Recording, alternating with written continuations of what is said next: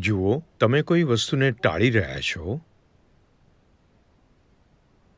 તો સાફ છે કે તમે કોઈ એવી વસ્તુ કરી રહ્યા છો જે તમે કરવા નથી ઈચ્છતા. જો કોઈ વસ્તુ તમે સાચે જ કરવા ઈચ્છો છો તો તમે તેને ટાળશો કે પહેલા કરશો? હલો, શું તમે જોયું છે કે જો તમે કોઈને મળવા માટે આતુરતાથી રાહ જોઈ રહ્યા હો, ફક્ત 10 મિનિટ, એ 10 મિનિટમાં તમે 25 વાર ઘડિયાળ જોશો. કેમ? તમે ઈચ્છો છો કે એ પહેલાં થઈ જાય. તમે કોઈ એવી વસ્તુ કરી રહ્યા છો જે તમે કરવા ઈચ્છતા નથી, એટલે તમે એને ટાળવા માંગો છો. હું પૂછું છું કે તમે કોઈ એવી વસ્તુ કેમ કરી રહ્યા છો જે તમે નથી કરવા માંગતા? ના, કારણ કે જો હું આ કરીશ તો મને તે મળશે.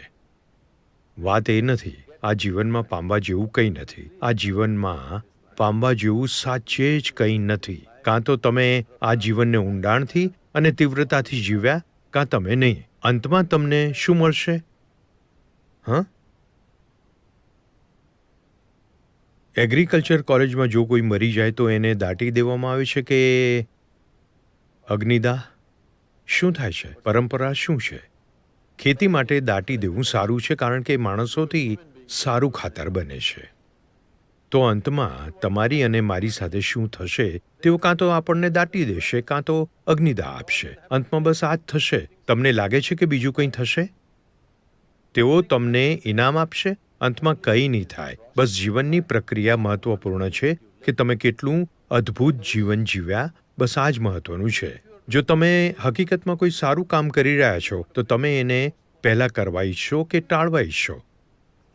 પહેલાં કરવા ઈચ્છો તો તમારે શોધવું પડશે કે એ કઈ વસ્તુ છે જે તમે સાચે જ કરવા ઈચ્છો છો. જો તમને એક વસ્તુ મળી ગઈ તો તમે કાયમ બધી વસ્તુને પહેલાં કરશો, ટાળશો નહીં.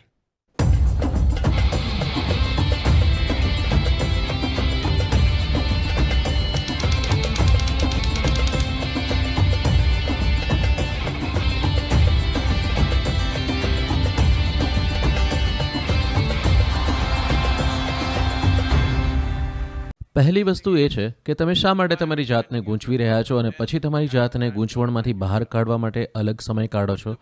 પોતાની જાતને ગૂંચવવાનો અને પછી ગૂંચ છોડવાનો શું અર્થ છે? વેલ, એક મનુષ્ય તરીકે, કારણ કે ભૌતિક શરીરની અમુક મર્યાદાઓ છે કે તે શું કરી શકે છે અને શું નથી કરી શકતું, તો કદાચ ક્યારેક તમને આરામની જરૂર પડી શકે છે. પણ તમને શા માટે લાગે છે કે તે ડાઉન ટાઈમ છે? તે આગામી કાર્ય માટે જે મેન્ટેનન્સ કરવાનું થાય છે તેનો એક ભાગ છે. ઠીક છે? તો આ ગૂંચવણ દૂર કરવાની વાત બહુ લોકપ્રિય બની ગઈ છે. દરેક વ્યક્તિ અનવાઇન્ડિંગ, ડિટોક્સિંગ અને તેવી બધી વસ્તુ વિશે વાત કરી રહ્યા છે. સૌથી પહેલાં, તમે શા માટે આટલા ટોક્સિક છો અને પછી તમે તમારી જાતને ડિટોક્સ કરવા માંગો છો? તમે ખોટું ખાઈ રહ્યા છો, તમે ખોટું વિચારી રહ્યા છો, તમારી લાગણીઓ અયોગ્ય છે અને તમે ટોક્સિક થઈ ગયા છો અને હવે તમે ડિટોક્સ કરવા માંગો છો. તમે તમારી જાતને ગૂંચવો છો અને પછી ગૂંચ છોડવા માંગો છો. તમારી જાતને ગૂંચવવી એક ગુનો છે અને હવે ગૂંચવણ દૂર કરવાની પ્રક્રિયા એટલો સમય અને શક્તિ લે છે. અને તમે કેવી રીતે ગૂંચવણ દૂર કરો છો? મને ખબર છે કે લોકો ગૂંચવણ દૂર કરવા માટે કઈ કઈ પદ્ધતિઓનો ઉપયોગ કરી રહ્યા છે. ના, તમારે તમારી જાતને ગૂંચવવાની કે ગૂંચવણ દૂર કરવાની જરૂર નથી. એટલે જ હું કહું છું કે તમારો ઉદ્દેશ એટલા માટે મહત્વનો છે કે જો તમારો ઉદ્દેશ તમારા હૃદયમાં ખરેખર સળગતો હશે તો પ્રવૃત્તિ બોજરૂપ નહીં હોય. પ્રવૃત્તિ ક્યારેય બોજરૂપ નહીં બને. તમે કામ કરવાનો આનંદ જાણશો કારણ કે તે બોજરૂપ નથી. હંમેશા તમે એક તક શોધી રહ્યા છો. તમે આરામની તક નથી શોધતા. તમે ઓન રહેવાની તક શોધી રહ્યા છો. અને જ્યારે હું ઓન શબ્દનો ઉપયોગ કરું છું તો ચાલો આને સમજીએ. તમે જીવિત છો તેનો અર્થ છે કે તમે ઓન છો. તમે ઓફ છો એટલે તમે જાણો છો કે તેનો અર્થ શું છે? ના, આપણે નથી ઈચ્છતા કે તે હમણાં થાય. તો જીવન ઓન રહેવા વિશે છે. ઓફ થવાનો એક સમય આવશે. તે પછી તમે ફરીથી સ્વિચ ઓન કરી શકતા નથી. વાત પૂરી થઈ ગઈ. એટલે જ્યારે તે ઓન હોય ત્યારે ક્યારેય ઓન અને ઓફ વિશે ના વિચારશો. તે ઓન અને ઓન જ છે કારણ કે જીવન ઓન રહેવા વિશે છે. Life is about being on. ચાલો હું તમને યાદ કરાવું. તમારામાંથી ઘણા બધા એવું વિચારો છો કે મારે કેટલું કરવું જોઈએ, કેટલું ન કરવું જોઈએ. જુઓ, આ પ્રશ્નો ત્યારે જ આવશે જ્યારે તમારી પાસે પૂરો કરવા માટે કોઈ ઉદ્દેશ ન હોય. એક ઉદ્દેશ જે તમારી જાત કરતાં મોટો છે. જો તમારા હૃદયમાં તે ન હોય તો પછી હંમેશા મારે શું કરવું જોઈએ, શું ન કરવું જોઈએ એની ગણતરીઓ થશે. કન્નડામાં એક કહેવત છે, ಹೆಣ ಬಿದ್ರು ಹೆಗಲು ಕೊಡಲ್ವಂತೆ. જ્યારે કોઈ મૃત્યુ પામ્યું હોય ત્યારે પણ 4 લોકોએ ઉપાડવું પડે છે. તેમાં 3 જણ ભાર ઉપાડતા હશે, એક વ્યક્તિ બસ ઉપાડવાનો ઢોંગ કરતો હશે. ઠીક છે, ખરેખર તેનો ખભો આપતો નથી. તેથી તે વિચારે છે કે તે સ્માર્ટ છે. ના, તે સ્માર્ટ નથી, તે મૂર્ખ છે. તે જીવનનો આખો અનુભવ ગુમાવી રહ્યો છે. તો ઓન અને ઓફ જેવી કોઈ વસ્તુ નથી. તમે ઓન જ છો. જ્યારે તમે પૂરેપૂરા થાકી જશો ત્યારે આમ પણ તમે પડી જશો, અને જ્યારે તમારામાં શક્તિ આવી જશે ત્યારે તમે ઊભા થઈ જશો. ઠીક છે, તો આ બધી ગૂંચવણ દૂર કરવાની યોજનાઓનું આયોજન ના કરશો. જ્યારે તમે સાવ થાકી જાઓ છો ત્યારે તમે મરેલાની જેમ પડી જાઓ છો અને તમે ફરીથી જાગી જાઓ છો. ઠીક છે, જીવન એવું જ હોવું જોઈએ.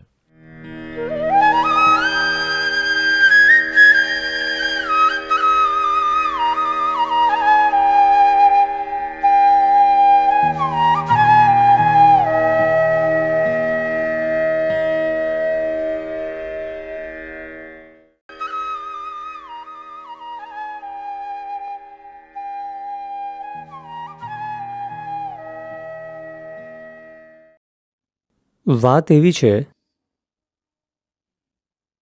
કે તમારે આ સંસ્કૃતિને સમજવાની જરૂર છે. તે ખૂબ ખરાબ રીતે ગૂંચવાયેલી છે. આપણો દેશ ભગવાન વિનાનો છે અને આપણો દેશ નૈતિકતા વિનાનો છે. આપણા દેશમાં નૈતિકતા નથી. આપણે એ રીતે જીવી શક્યા અને ખૂબ સારી રીતે જીવી શક્યા કારણ કે ચેતના ખૂબ ઊંચા સ્તરે ઉઠેલી હતી. બધી જ બાબતોને તે જેમ છે તેમ જ જોવામાં આવતી. લોકો પોતાની ચેતનાને આધીન હતા, નહીં કે નૈતિકતાને. સજા મળવાની બીકને પણ નહીં, માત્ર જીવવાની સમજદારીપૂર્વક. કારણ કે આ પ્રકારનો સમાજ હતો, તેથી કોઈ પણ પ્રકારની વાતો ક્યાંય પણ થઈ શકતી અને તેનો કોઈ મુદ્દો નહોતો. અત્યારે એ સ્થિતિ નથી. તે એક જુદી બાબત છે, પરંતુ આ જ પ્રકારે આ સંસ્કૃતિ અને દેશ વિકસિત થયો. તેના માટે હજારો વર્ષોની મહેનત લાગી, જેથી આટલો મોટો સમુદાય એક અવસ્થામાં લઈ જઈ શકાયો. પરંતુ ધીરે ધીરે તે બદલાઈ રહ્યું છે, કારણ કે આપણે આપણી અંદર પશ્ચિમી નૈતિકતાને સમાવી લીધી છે, જેમાં કંઈક સારું છે, કંઈક ખરાબ છે, કંઈક દૈવિક છે તો કંઈક દાનવીય છે, કંઈક ઊંચું છે તો કંઈક નીચું છે, કંઈક શુદ્ધ છે, કંઈક અશુદ્ધ છે.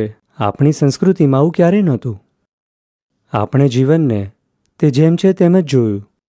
જીવનમાં કઈ વસ્તુઓ કેટલી કરવી તે એક વ્યક્તિગત બાબત છે. જો તમે, કારણ કે આપણે માનવના મગજને ખૂબ સારી રીતે સમજ્યા, આ મગજમાં તમે જો એમ કહો કે કોઈક વસ્તુ વિશે નહીં વિચારવું તો તે વિશે જ વિચારવું એ તમારા મિત્રોની ફૂલ ટાઈમ જોબ બની જશે. દરેક મગજ માટે તમે જો એમ કહો કે આ વિશે ન વિચારો તો તે જ વિચારશે. એવા લોકો જે માનવીય મગજને સમજી નહીં શક્યા, તેઓ જીવનમાં નૈતિકતા લઈ આવ્યા. અને એવા લોકો જે મગજને તે જેમ છે તેમ જ સમજી શક્યા.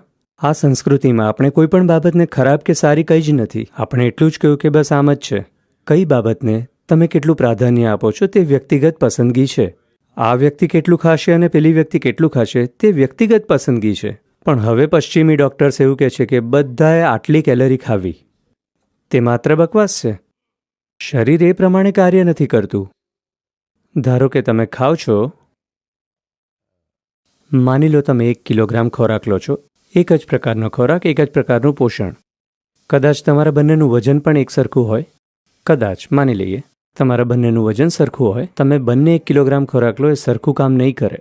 એક વ્યક્તિમાં કદાચ એ સરખું કામ કરે અને બીજી વ્યક્તિમાં કદાચ તેનો અડધો ભાગ જ સરખું કામ કરે, છતાં પણ તે વજન જાળવી રાખે. આ હકીકત છે.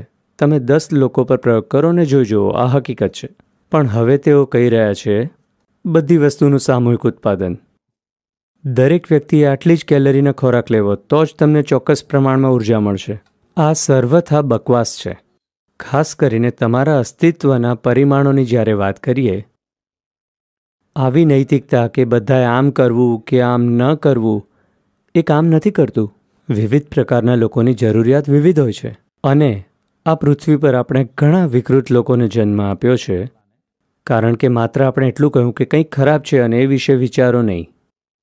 તમે જેમ છે તેમ જ જો છોડી દો તો પ્રજનન અવયવો તમારા અસ્તિત્વનો ખૂબ નાનો ભાગ છે. પરંતુ ખૂબ જ કુશળતાપૂર્વક પ્રજનન અવયવોને માનવીય મગજ સુધી ધકેલી દેવામાં આવ્યા છે. હવે સેક્સ્યુઆલિટી શરીરમાં નથી ચાલી રહી, તે સતત મગજમાં ચાલી રહી છે. તમારા શરીરમાં તે પ્રાકૃતિક પ્રક્રિયા છે, પરંતુ મગજમાં તે વિકૃતિ છે. હા, તમારા શરીરમાં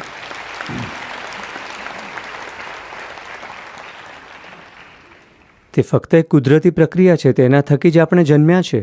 તેમાં કંઈ સાચું નથી, તેમાં કંઈ ખોટું નથી. તે ફક્ત એક નાની સામાન્ય બાબત છે.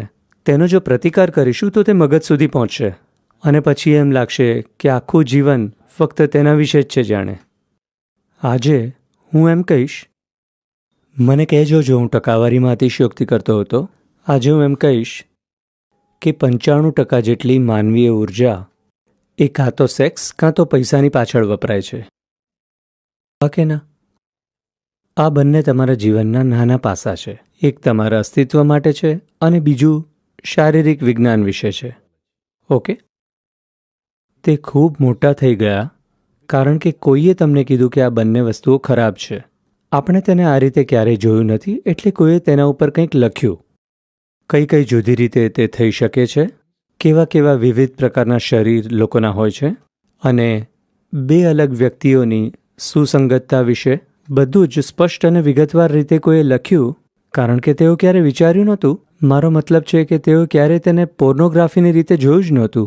તમે સમજો છો? તેઓ જીવનને જેમ છે તેમ જ વર્ણવ્યું. ની આંખો કામસૂત્રને પોર્નોગ્રાફીના પ્રમાણીકરણની રીતે જુએ છે.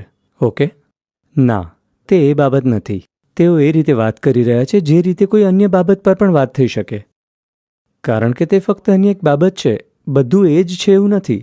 તેઓએ તેને અન્ય એક બાબત તરીકે જોયું અને તેથી જ આ પ્રમાણે લખ્યું.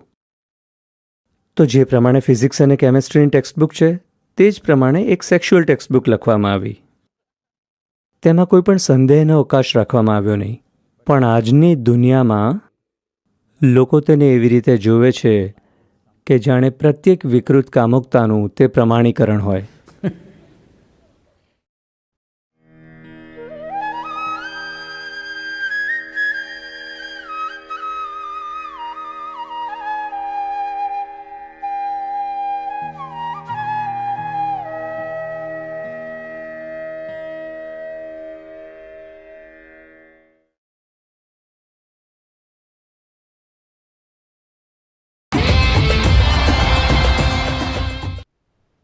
સદગુરુજી, અમારી પાસે ઈ મીડિયાથી આવેલા કેટલાક પ્રશ્ન પણ છે.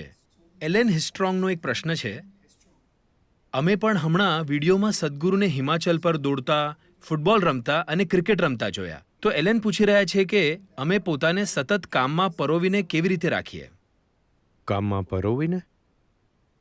તમારે કાયમ કામમાં લાગી રહેવાની જરૂર નથી, જે જીવનની માંગ છે. લોકો મને પૂછે છે તમે આટલા બધા સક્રિય કેવી રીતે રહો છો? કારણ કે સામાન્ય રીતે મારું શેડ્યુલ દિવસના 18 થી 20 કલાક, અઠવાડિયામાં 7 દિવસ, વર્ષના 365 દિવસ, કેટલાય વર્ષોથી સતત આવું ચાલી જ રહ્યું છે. હું ફરિયાદ કરી રહ્યો છું અને આ છોકરાઓ તાળી પાડી રહ્યા છે.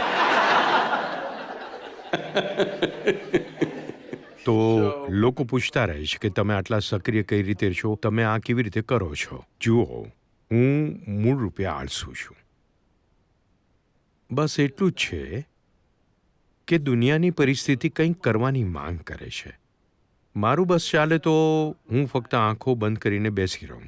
હું એવી જ રીતનો બન્યો છું કે જો હું પોતાની આંખ બંધ કરી લઉં તો હું મૃત્યુ સુધી આવી જ રીતે બેસી શકું છું. સાચે જ મારે કંઈ કરવાની જરૂર નથી. હું પોતાને વ્યસ્ત નથી રાખતો. ઘણું બધું કરવાનું બાકી છે, એટલે તમે કરી રહ્યા છો.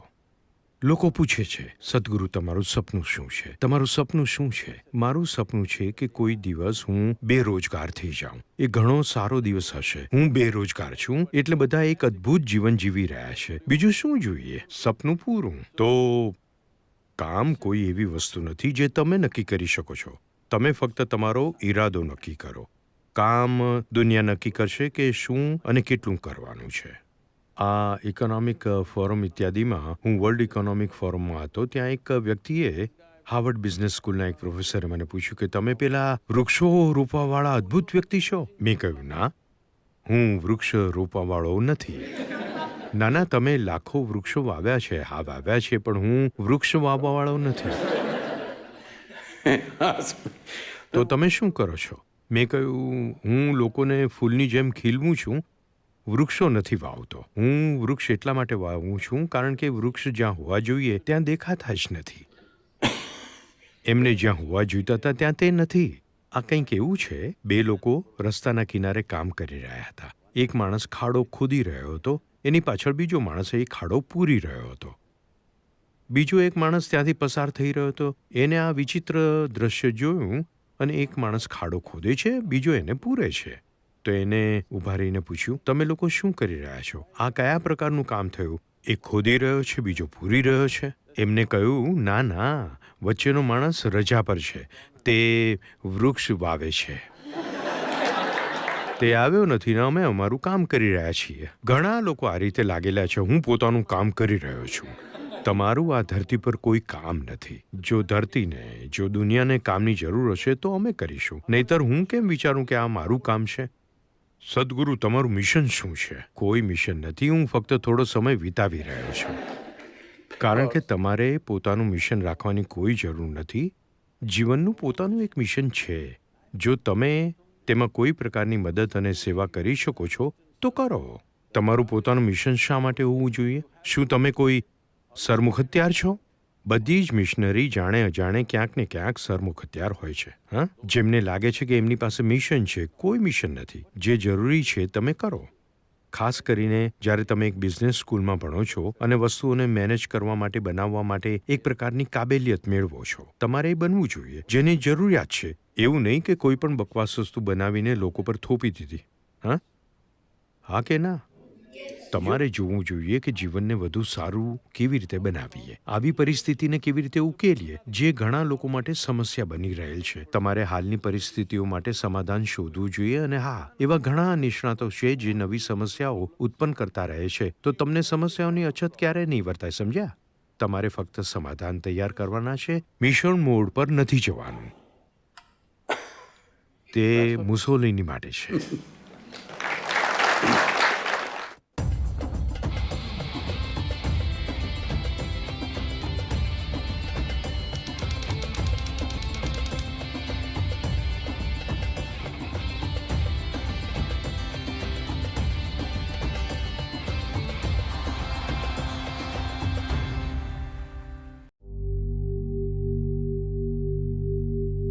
અમારી જગ્યાને આ રીતે જોવું ખૂબ જ દુઃખદાયક છે. તે પહેલાં કેટલું સુંદર હતું. હવે કાવેરીને આ રીતે જોવું ખૂબ જ દુઃખદ છે.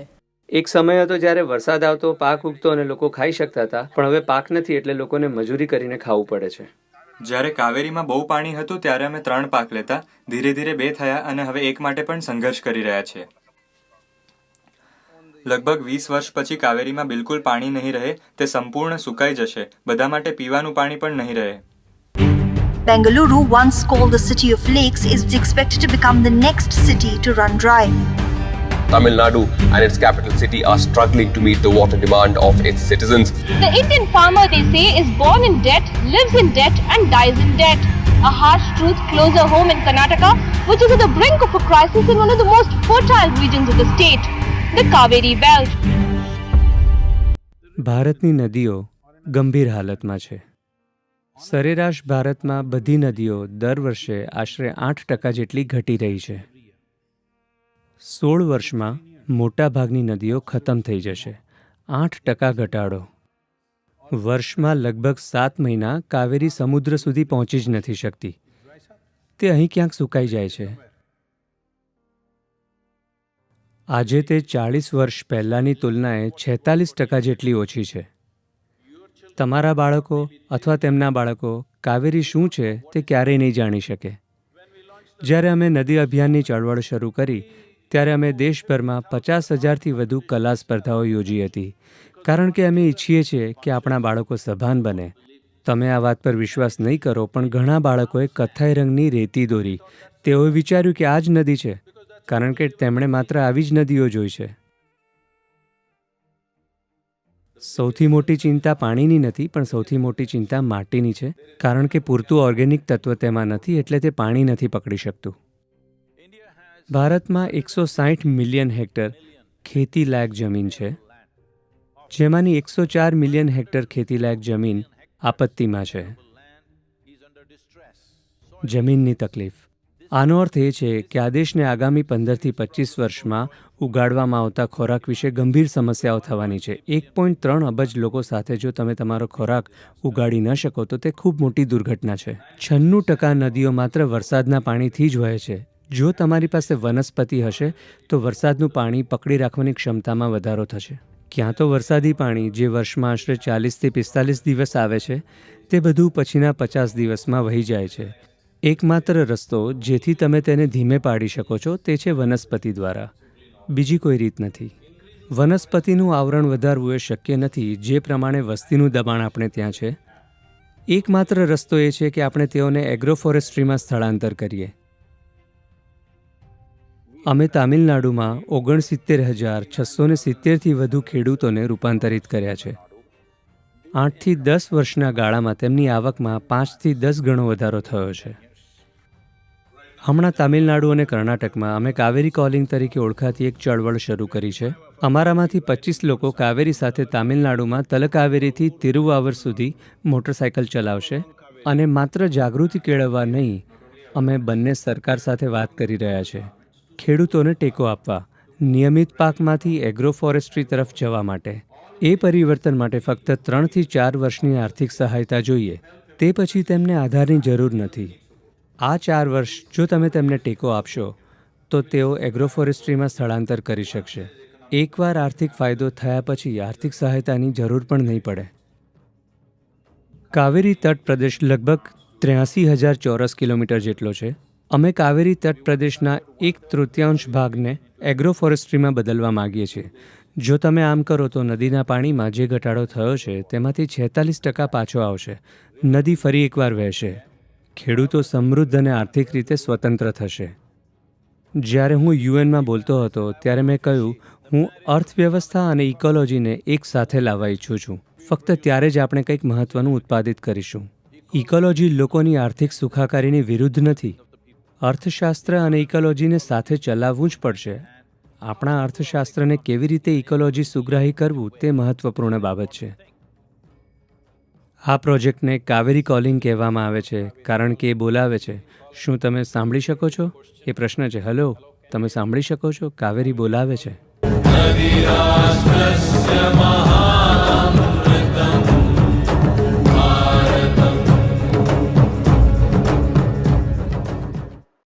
કાળો રંગ એ વસ્તુ છે જે તમારે ક્યારેય ન પહેરવી જોઈએ. આ નક્કી કરશે કે તમારી ઉર્જા કેવી રીતે કાર્ય કરશે અને તમારું માનસિક સંતુલન કેવું રહેશે.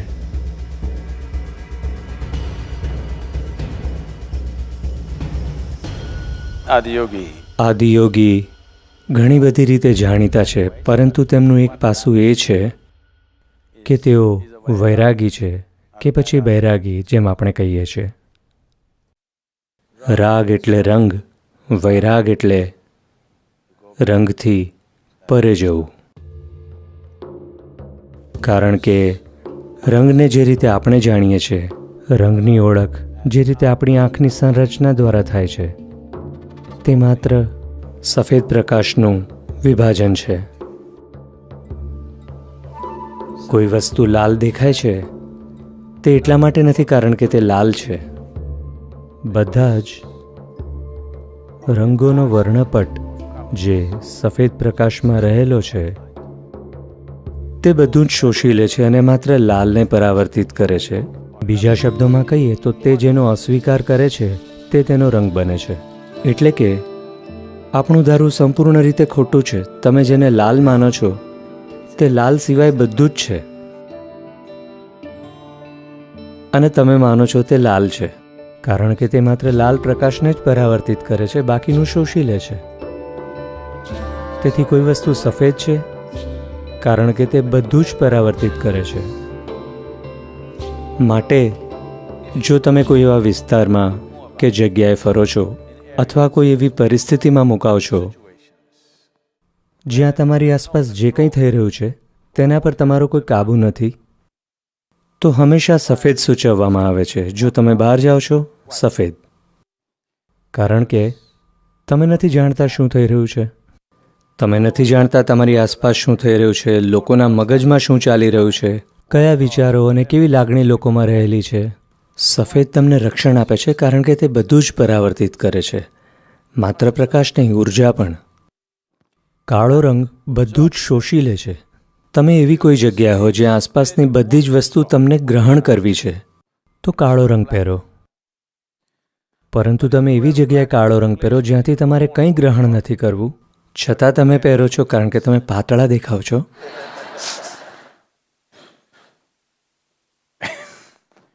તો પછી તમે દરેક પ્રકારની વસ્તુઓ એકત્રિત કરવા માંડશો.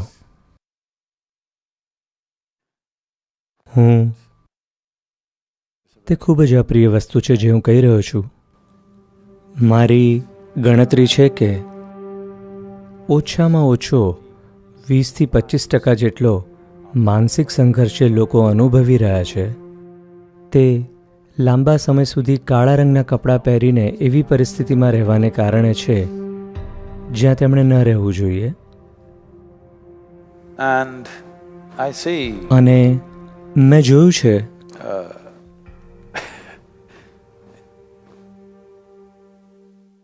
કારણ કે કાળું એ હંમેશા ખરાબ છે, ભલે તે રહેવા દો, એમાં નથી પડવું. પણ કોઈ રીતે કાળાને નકારાત્મક ગણવામાં આવે છે. કાળાને એટલું પવિત્ર નથી માનવામાં આવતું. કાળા રંગને શૈતાની માનવામાં આવે છે. જો શૈતાન આવશે તો તે હંમેશા કાળા કપડામાં આવશે. તેના આધારે લોકો શોકમાં કાળા કપડાં પહેરે છે. જ્યારે કોઈનું મૃત્યુ થયું હોય ત્યારે કાળો ક્યારેય ન પહેરવો જોઈએ. તમારી આસપાસ જો મૃત્યુ થયું હોય તો સફેદ પહેરવો જોઈએ કારણ કે તમારે તે પ્રકારની ઉર્જા ગ્રહણ નથી કરવી. પણ હું જોઈ રહ્યો છું કે બધા જ કાળો રંગ પહેરે છે જ્યારે કોઈનું મૃત્યુ થાય છે. પૂરેપૂરી અણસમજ અને સહેજ પણ જાગૃતિ નથી. તમે માત્ર બૌદ્ધિક રીતે વસ્તુઓનું તારણ કાઢ્યું છે. તમે માનો છો કાળો રંગ એ મૃત્યુ દર્શાવે છે. હા, તે દર્શાવે છે, હું ના નહીં પાડું, પરંતુ તમારે તે બનવું છે કે તેનાથી દૂર રહેવું છે. મૃત વ્યક્તિઓ મૃત છે, આપણે તેનો આદર કરીએ છીએ, પણ જે લોકો જીવિત છે તેઓ તો જીવવું જ જોઈએ. એ પ્રકારની ઉર્જા ગ્રહણ કરીને અર્ધમૃત્યુની અવસ્થામાં ન રહેવું જોઈએ. માટે જેવી કોઈ પણ વસ્તુ જે તમારે ગ્રહણ ન કરવી હોય તો સફેદ પહેરવું જોઈએ. બાકીના બધા રંગો તો માત્ર એક રમત છે. આખી બાબત કાળા અને સફેદની વચ્ચે છે. સફેદ એટલે સંપૂર્ણ પરાવર્તન અને કાળું એટલે સહેજ પણ પરાવર્તન નહીં. તેઓની વચ્ચે પસંદગી પ્રમાણેનું પરાવર્તન છે. તે મજા માટે છે. પરંતુ જ્યાં આપણે સંપૂર્ણ ગ્રહણ કરવું હોય ત્યાં કાળું પહેરવું જોઈએ. જ્યાં આપણે પરાવર્તન કરવું છે ત્યાં સફેદ પહેરીએ. તો તદ્દન ઊંધું ઘણા લાંબા સમયથી થતું આવ્યું છે. તો તમે આની સાથે રસ્તા પર નહીં જતા કે તેની સાથે તમે ઓફિસમાં નહીં જતા. હું કાળા કપડાની વાત કરું છું, માત્ર આ કાળું કપડું એમ નહીં. તમે તેની સાથે સબવેમાં જતા નહીં. હું રેલવે સ્ટેશનની વાત કરું છું, ખાવાની નહીં. બધું એકબીજામાં ભળી રહ્યું છે. તમે એવી જગ્યાએ નહીં જતા જ્યાં તમે નથી ઈચ્છતા કે ત્યાંનું વાતાવરણ તમારામાં પ્રવેશે કાળા કપડાં પહેરીને, કારણ કે તે નક્કી કરશે કે તમારી ઉર્જા કેવી રીતે કાર્ય કરે છે. તે નક્કી કરશે કે તમારું માનસિક સંતુલન કેવું છે અને બીજા કેટલાક વિવિધ પાસા. રંગોની પોતાની યુક્તિઓ હોય છે.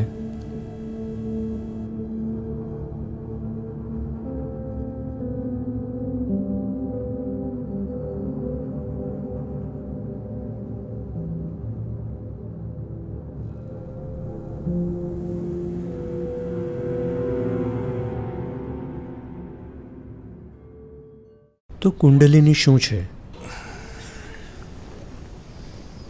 અત્યારે હું બોલી રહ્યો છું તે કુંડલિની છે.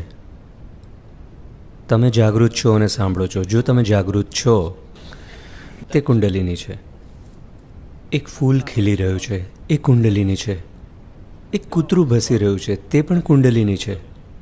બીજા શબ્દોમાં કહીએ તો અસ્તિત્વના મૂળભૂત જીવન બળને કુંડલિની કહેવાય છે. હવે આ સિસ્ટમની અંદર, માનવીય સિસ્ટમની અંદર જો આને તમે જીવનના એક પેકેજની જેમ જોશો, તે જીવનનો એક ભાગ છે. જીવનના આ ભાગને એક ચોક્કસ રીતે પેક કરવામાં આવ્યો છે, જેમાં આ ઉર્જાના ઘણા સ્તરો છે. ઉર્જાનું એક પરિમાણ તરત જ જીવંત બને છે, કારણ કે તે જરૂરી છે તમારું અસ્તિત્વ ટકાવી રાખવા માટે. ત્યાં સુધી ઉર્જાના અન્ય પરિમાણો જીવંત નહીં બને જ્યાં સુધી તમે તે વિશે કંઈક કરો. જ્યાં સુધી તમે તેના વિશે જાગૃત નથી અને ચોક્કસ રીતે સક્રિય નથી કરી શકતા, ત્યાં સુધી તે અસ્તિત્વમાં નહીં આવે. નિષ્ક્રિય ઉર્જા ખૂબ જ મોટી છે એ ઉર્જા કરતાં જેનો અત્યારે ઉપયોગ થઈ રહ્યો છે. તમારું અસ્તિત્વ ટકાવી રાખવા માટે, ભૌતિક જીવન જીવવા માટે, સંપૂર્ણ રીતે શારીરિક અને બૌદ્ધિક જીવન જીવવા માટે તમારે માત્ર તમારા 21 ચક્રો સક્રિય કરવા પડશે. આ 114માંથી જો લગભગ 21 કાર્યરત હોય તો તમે સંપૂર્ણ જીવન જીવી શકશો. તમને કોઈ અપૂર્ણતા નહીં લાગે. તમે એક સંપૂર્ણ ભૌતિક જીવન જીવશો. તમારા જીવનમાં કોઈ તકલીફ નહીં હોય. તમે માનશો કે તમે ખૂબ જ સફળ છો, પરંતુ તમે માત્ર 21, તે 21% કરતાં પણ ઓછું છે. 114માંથી 20%થી પણ ઓછું. 20%થી ઓછું હોવા છતાં પણ તમને એક સંપૂર્ણ જીવનનો અનુભવ થશે, કોઈ પણ જાતની અપૂર્ણતા વગર. જીવનની બાકીની ટકાવારી શેના વિશે છે તેની તો કોઈ જરૂરત પણ નથી, જો તમે માત્ર સારી રીતે જીવવા માગતા હો.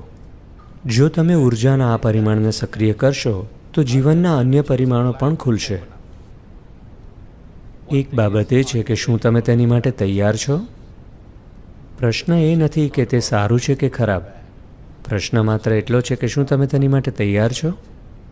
કારણ કે જો જીવનની શ્રેષ્ઠ બાબતો જો તમારા જીવનમાં આવે જ્યારે તમે તેની માટે તૈયાર ના હો, તો તે તમારી માટે સારી બાબત નથી. તમારા અનુભવમાં એ સારી વસ્તુ નહીં હોય. જો કોઈ વસ્તુ તમને પ્રાપ્ત થાય જે મેળવવા માટે તમે તૈયાર જ ના હો, એ ભલે સર્વશ્રેષ્ઠ વસ્તુ હોય, સર્વશ્રેષ્ઠ વસ્તુ, પણ એ ત્યારે મળે છે જ્યારે તમે તેની માટે તૈયાર જ નથી. તો એ સારી વસ્તુ નથી, બરાબર? તો પ્રશ્ન એ છે કે શું તમે તેની માટે તૈયાર છો? અને જો તૈયાર હો તો આપણે તેની માટે શું કરી શકીએ? તેને સક્રિય કરવા શું કરી શકાય? આમ કરવા માટે વિવિધ રીતો છે, ઘણી બધી રીતો. પરંતુ કુંડલિની યોગા, શું લોકો કુંડલિની યોગાના અભ્યાસ સાથે પરિચિત છે? ઓકે. કુંડલિની યોગ, હું કોઈના વિશે ટિપ્પણી નથી કરી રહ્યો કે કુંડલિની યોગ પોતાની પ્રકૃતિ પ્રમાણે યોગનું સૌથી ખતરનાક સ્વરૂપ છે. હું તેને ખતરનાક કહું છું કારણ કે તે સૌથી વધુ શક્તિશાળી પણ છે. જે સૌથી વધુ શક્તિશાળી હોય છે તે સૌથી વધુ ખતરનાક પણ હોય છે જો તેનું યોગ્ય સંચાલન કરવામાં ના આવે તો. ઘણા બધા પ્રકારની ઉર્જાઓ છે આ દુનિયામાં અત્યારે. વીજળીનું ઉત્પાદન સુદ્ધા વિવિધ પ્રકારે કરવામાં આવી રહ્યું છે અત્યારે. તેમાંની એક પદ્ધતિ છે પરમાણુઓની પ્રતિક્રિયા દ્વારા, પરમાણુ રિએક્ટર દ્વારા. હાલમાં તે ઉર્જા ઉત્પન્ન કરવાની સૌથી કાર્યક્ષમ અને જાણીતી રીત છે, પરંતુ સાથે સાથે તેટલી જ ખતરનાક પણ છે. જ્યારે વસ્તુઓ ખોટી પડે છે ત્યારે ખૂબ ભયાનક રીતે ખોટી પડે છે. જ્યારે તે બરાબર ચાલે છે ત્યારે ઉર્જા ઉત્પન્ન કરવાનો આ ગ્રહ પરનો સૌથી શ્રેષ્ઠ અને સરળ રસ્તો ખરેખર પરમાણુ ઉર્જાનો છે. પરંતુ જ્યારે તેમાં ખામી રહી જાય છે ત્યારે તે ખૂબ ખરાબ પરિણામ આપે છે, જેને પછી સુધારી પણ નથી શકાતું. તો તે જ પ્રમાણે કુંડલિની યોગ એ સૌથી વધુ શક્તિશાળી પરંતુ સૌથી વધુ ખતરનાક છે. આવશ્યક તૈયારી અને માર્ગદર્શન વગર, કોઈ નિષ્ણાતના માર્ગદર્શન વગર, સતત માર્ગદર્શન અને નિરીક્ષણ વગર કોઈએ ક્યારે તેનો પ્રયાસ ન કરવો જોઈએ. પરંતુ સમસ્યા એ છે કે તેના વિશે પુસ્તકો લખાયા છે અને લોકોને ઉચ્ચતમ કક્ષાનો યોગ કરવો છે. અને એથી શરૂઆત નથી કરવી. દરેકને મૂળાક્ષર ઝીથી ચાલુ કરવું છે. આ વલણ માત્ર પોતાનામાં એક જોખમ છે. જે એક જીવનનું પરિવર્તન કરી શકે તેવી શક્તિ છે, તે જીવનનો વિનાશ કરી શકે એમ છે. માત્ર એ કારણથી કે કોઈ પણ આવશ્યક પ્રતિબદ્ધતા, સમર્પણ, ધ્યાન અને સમજણ વિના તેનું સંચાલન કરવામાં આવી રહ્યું છે. ભલે કુંડલિનીને જાગૃત કરવા વિશે. જો તે જાગૃત થાય છે તો તે તમારા જીવનના પરિમાણો will change so rapidly. એટલા ઝડપથી બદલશે કે તમારી બાહ્ય વ્યવસ્થાઓને પણ તમારે સમાંતર રીતે બદલવા તત્પર રહેવું પડશે, ખૂબ ઝડપથી. નહીતર પછી બધી વસ્તુઓ મોટા પાયે ભાંગી પડશે. શાસ્ત્રીય યોગિક પરંપરામાં અમુક પ્રકારનો યોગ છે જે અમે કૌટુંબિક પરિસ્થિતિમાં રહેતા લોકોને શીખવીએ છીએ. અમુક અન્ય પ્રકારનો યોગ છે જે અમે તપસ્વીઓને શીખવીએ છીએ. ઈશામાં અમારી પાસે બંને પ્રકાર છે. અમારી પાસે તપસ્વીઓ માટે અને સામાન્ય યોગ પણ છે. અમે તમને તપસ્વીઓ માટેનો યોગ ક્યારેય નહીં શીખવીએ. તે સૌથી વધુ શક્તિશાળી રીત છે, પરંતુ તે શિસ્ત અને ધ્યાનના અમુક પરિમાણની માંગ કરશે, જેની માટે તમારું રોજબરોજનું જીવન પરવાનગી નહીં આપે. જો તમે તે પ્રકારનો યોગ કરશો તો તે તમારું બાહ્ય જીવન તરત જ વેરવિખેર કરી નાખશે. હવે આ યોગ તમારા જીવનને વેરવિખેર કરવા માટે નથી, પરંતુ આ યોગની રચના તમારા જીવનને વધુ સારું બનાવવા માટે કરવામાં આવી છે. જ્યારે જીવન બહેતર બને છે, જ્યારે સારી ઘટનાઓ બને છે, તમે વધુ પૈસા બનાવો છો, તમારો ધંધો સારો ચાલે છે, તમારો વ્યવસાય સારી રીતે ચાલે છે, તમારી સામાન્ય રીતે બદનસીબે તમારી ઉચ્ચતર મેળવવાની ઝંખના ધીમી પડે છે. હા, તો ખરા અર્થમાં એમ કરવું એ સારી રીત નથી, પરંતુ આજની દુનિયામાં એકમાત્ર રીત છે જે કામ કરશે, અને મોટાભાગના લોકો માટે પણ આ જ રીતે કામ કરશે. ખૂબ નાની સંખ્યાના લોકો માટે અમે જુદી રીતે કામ કરીશું. અમે આ બધી વસ્તુઓની અવગણના કરીને માત્ર એ કરીશું જે ખૂબ જ શક્તિશાળી છે, પણ આમ કરવાથી તેમની સામાજિક રચના વેરવિખેર થઈ જશે. આમ કરવું બધા માટે યોગ્ય નથી. તો આ બધા વિવિધ પરિમાણો છે. કુંડલિની યોગ જો તેની સાધના કરવી હોય તો તમારે એક ચોક્કસ વાતાવરણમાં જ રહેવું પડશે. તમે સામાજિક વાતાવરણમાં રહીને કુંડલિની યોગ નહીં કરી શકો. નહીતર પછી કુંડલિની યોગના નામે તમે કંઈક સરળ વસ્તુ કરી રહ્યા હશો. નહીતર કુંડલિની યોગ તો ગણતરીના દિવસોમાં જ તમારામાં પરિવર્તન લાવે છે. અચાનક જ પોતાના ઘરમાં તમે એક અજાણ વ્યક્તિ બની જાઓ છો માત્ર 2 દિવસની સાધના પછી, કારણ કે તે તમારા વિશેની બધી બાબતો બદલી નાખશે. તો શું આપણે કુંડલીની જાગૃત કરી શકીએ છીએ? હા. એક રીત એ છે કે તમે અનુકૂળ વાતાવરણ બનાવો તેથી તે ધીમે ધીમે જાગૃત થાય. બીજી રીત એ છે કે તેને એ રીતે ઉશ્કેરો કે તે ખૂબ ઝડપથી જાગૃત થાય. જો તે ઝડપથી જાગૃત થશે તો બધું નાટ્યાત્મક રીતે બદલાશે, અને જો તે ધીમે ધીમે સમયાંતરે જાગૃત થશે તો બદલાવ ધીમે ધીમે થશે અને તમે તે બદલાવને સંભાળવા માટે સક્ષમ હશો. પણ જો તે ખૂબ જ ઝડપથી થશે તો એ બદલાવોનું તમે સંચાલન નહીં કરી શકો. એવું લાગશે કે બધું જ વેરવિખેર થઈ ગયું છે. તો તેને કરવાની વિવિધ રીતો છે. કેટલી રીતો? ઘણી બધી રીતો છે. હું તેમાં નહીં પડું અત્યારે. તેને કરવાની ઘણી બધી રીતો છે. મૂળભૂત રીતે તેને કરવાની 112 રીતો છે. એવી 112 રીતો છે જેનાથી તમે તેને જાગૃત કરી શકો છો.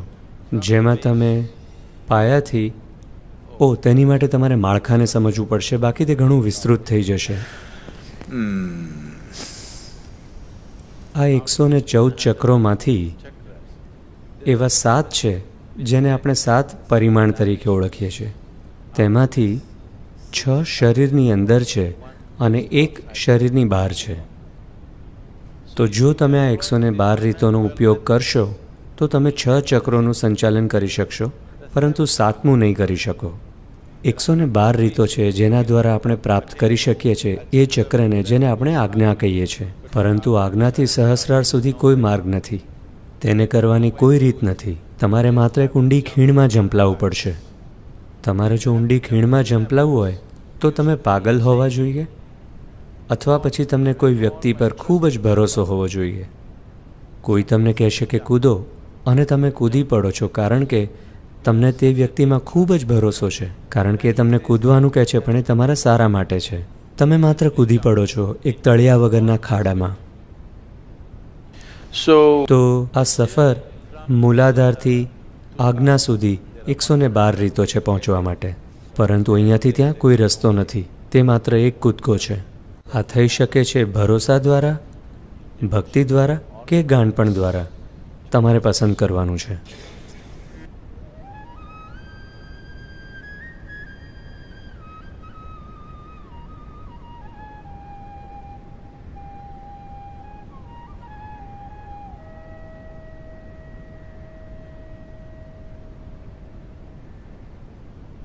આ ફાર્મ બિલ વિશે ખેડૂતો સાથે 8 વખત વાતચીત છતાં અત્યારે હાલ 9મી વખતની વાતચીત ચાલી રહી છે. તમે આને કઈ રીતે જુઓ છો? શું ખેડૂતો ખરેખર સરકારને સમજવાની સ્થિતિમાં નથી કે સરકાર ખેડૂતોના દૃષ્ટિકોણને નથી સમજી રહી? ખેડૂતો 26 જાન્યુઆરીના દિવસે એક વિશાળ રેલી, ટ્રેક્ટર રેલીની યોજના બનાવી રહ્યા છે. જુઓ, મને બરાબર ખબર નથી કે તે શું છે જે પંજાબ અને હરિયાણાના ખેડૂતોને ખરેખર નારાજ કરી રહ્યું છે. નવી નીતિઓ અહીંના ખેડૂતોને નડતી હોય તેવું નથી લાગી રહ્યું. મેં તેમાંના ઘણા લોકો સાથે વાત કરી છે, તેમને એવું નથી લાગતું. તો મને લાગે છે કે દેશના વિભિન્ન ક્ષેત્રોમાં કે દેશના વિભિન્ન રાજ્યોમાં અમુક ખાસ ચિંતાઓ હોઈ શકે છે આ બાબતમાં. તો મારા મતે આ મહત્વપૂર્ણ છે, કારણ કે આ વસ્તુ ઘણા લાંબા સમયથી ચાલી રહી છે અને ખેડૂતો બિનજરૂરી રીતે રસ્તાઓ પર બેઠા છે, જેનાથી બીજા લોકોને ખૂબ હેરાનગતિ થઈ રહી છે અને તેઓ પોતે પણ ખૂબ તકલીફ વેઠી રહ્યા છે. જે અંતહીન વિરોધ થઈ રહ્યો છે તેના લીધે થઈને સરકાર પણ વ્યવસ્થિત રીતે કામ નથી કરી શકતી.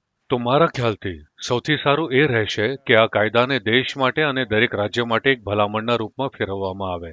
અને શ્રેષ્ઠ રહેશે કે તેઓ રાજ્ય સરકારોના નેતૃત્વને સમજાવવાનો પ્રયત્ન કરે કે આ કાયદાઓનું શું મહત્વ છે, તેનાથી રાજ્યોમાં કઈ રીતે રોકાણ આવશે, કેવા પ્રકારનો વિકાસ થશે અને કેવા પ્રકારનું ઇન્ફ્રાસ્ટ્રક્ચર તૈયાર થશે. આનાથી કઈ રીતે કોલ્ડ ચેઇન અને વેલ્યુ એડિશન ઇન્ફ્રાસ્ટ્રક્ચર ઊભું થશે. જો રાજ્યો નીતિને નિયંત્રિત કરવા ઈચ્છે છે, જો તેમને ડર છે કે કોર્પોરેશનો કે કોર્પોરેટો ખેતી પર પોતાનો અધિકાર જમાવી લેશે, તો રાજ્યો તે પાસા નિયંત્રિત કરવા માટે કાયદામાં બદલાવ લાવી શકે છે. દરેક રાજ્યની ચિંતાઓ અલગ હોઈ શકે છે, કારણ કે ખેતી જ દરેક જગ્યાએ અલગ અલગ છે. એટલે મને લાગે છે કે આ આગળ વધવાનો એક રસ્તો થશે. પણ હજી આ દુર્ભાગ્યપૂર્ણ છે કે આટલા બધા લોકો બિનજરૂરી રીતે તકલીફ વેઠી રહ્યા છે. આ મારા ખ્યાલથી આ એક મોટા પ્રમાણમાં ફેલાયેલી ગેરસમજ છે. હું કોઈ એક પાર્ટીની વાત નથી કરી રહ્યો. મને ચોક્કસ લાગે છે કે ક્યાંક ને ક્યાંક તેઓએ આને બરાબર વાંચ્યો નથી. અને હવે સુપ્રીમ કોર્ટ પણ દાખલ થઈ ગયું છે અને દુર્ભાગ્યથી આપણે એક રીતે બધા જ પ્રમુખ સંસ્થાનોને જે આ દેશ માટે મહત્વના છે આ રીતે વિવાદ અને ચર્ચાઓથી જોડીને તેમને બિનમહત્વના બનાવી રહ્યા છીએ. અને દરેક જગ્યાએ સૌ કોઈ આ ચર્ચામાં પોતાનો મત આપી રહ્યા છે. મને લાગે છે કે હવે સમય આવી ગયો છે કે સરકાર આ કાયદાને એક ભલામણ બનાવી દે અને દરેક રાજ્ય કાયદામાં પોતાના ખેડૂતો જોડે તેમની જરૂરિયાત અનુસાર સલાહ લઈને બદલાવ લાવી શકે. હું આને આગળ વધવાના એક રસ્તાના રૂપમાં જોઈ રહ્યો છું.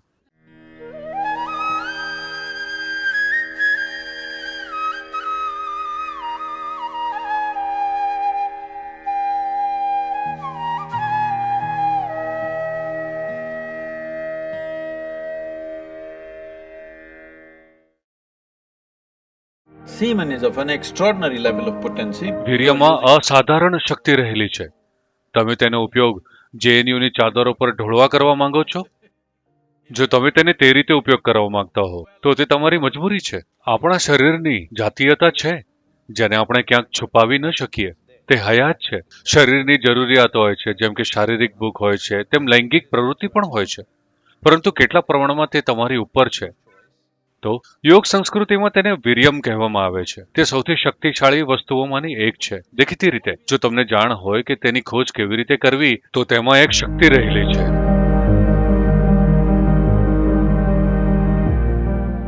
નમસ્કાર સદગુરુ. હું જાણવા માંગુ છું કે જ્યારે એક વિદ્યાર્થી કોલેજમાં પ્રવેશે છે ત્યારે અચાનક તેને મોટી માત્રામાં અશ્લીલ સાહિત્ય પ્રાપ્ત થાય છે, જે અત્યાર સુધી તેની પહોંચની બહાર હતું, અને તે પ્રક્રિયામાં તે તેનો આનંદ માણે છે. અને અમે તેમના ઉપનામો પણ આપેલા છે તેવા લોકો માટે જે તેને વધુ પડતું કરે છે. તેઓ હસ્તમૈથુન કરે છે. અમે તેને કેટલી વાર વધુ પડતું કરીએ છીએ, તો અમને કેવી રીતે ખબર પડે કે કેટલી માત્રામાં કરવું સારું કે ખરાબ છે? તેથી શું અમે હસ્તમૈથુન વિષયનું સત્ય જાણી શકીએ?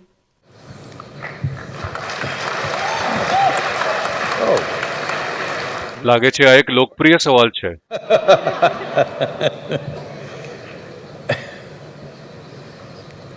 જુઓ, આપણા શરીરની જાતીયતા છે.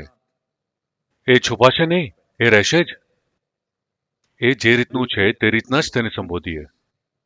પણ અત્યારે દુનિયામાં સમસ્યા એ છે કે અમુક ધાર્મિક સંસ્થાઓએ છેલ્લા કેટલાય સમયથી એવું વલણ અપનાવ્યું છે કે મનુષ્યની જાતીયતા જ ખોટી છે, જેના કારણે સંસ્કૃતિએ તેને જાજમની નીચે છુપાવવાનું શરૂ કર્યું.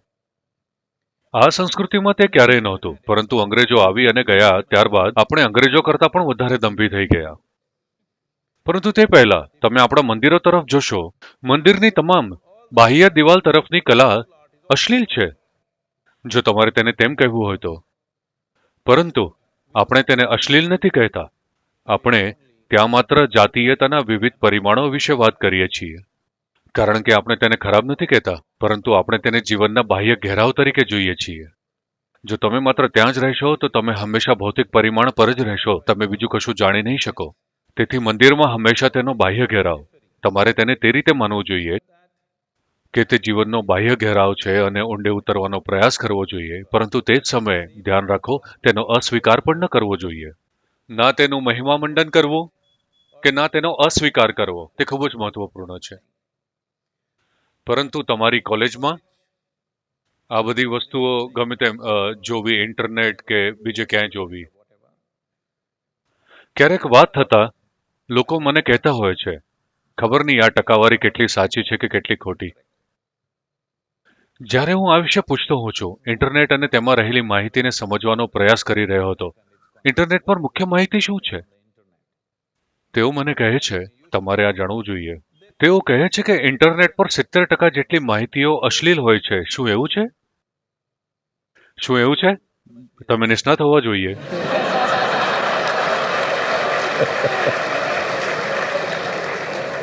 શું કોઈ પીએચડી કરી રહ્યું છે તેની ઉપર? તેઓ કહે છે 70%. હું કહું છું 70% એ અશ્લીલતાનું ગેરવ્યાજબી અને મલિન સ્તર છે. જો તે થોડી ટકાવારી પર હોય તો ઠીક છે. 70% એક ટેકનોલોજીના જે લાખો વસ્તુઓ કરી શકે છે, બદનસીબે તે પોર્નોગ્રાફીથી ભરેલી છે.